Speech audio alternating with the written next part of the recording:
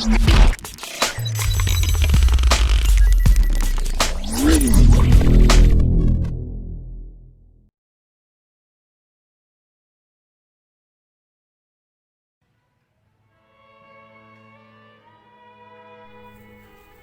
sehat dan salam sejahtera untuk kita semua. Kami dari Suster Kongregasi Suster Santo Yosef Medan Jalan Raya Muluk mulai membuka karya di Pesita pada tanggal 12 Juli 2018. Tujuan kehadiran KSSY di Pesita adalah untuk mengembangkan dan meningkatkan karya pendidikan Katolik PAUD dan SD Santo Yosef Pesita di Kabupaten Langkat.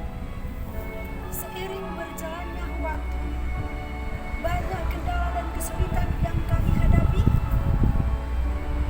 tetapi berkat kesabaran dan semangat para suster, namun bisa berjalan dengan baik.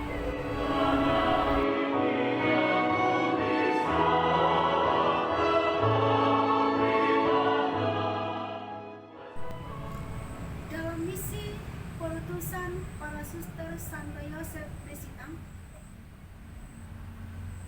dalam COVID-19, kami juga para suster berbagi kasih kepada masyarakat setempat lewat sembako, mengunjungi orang sakit,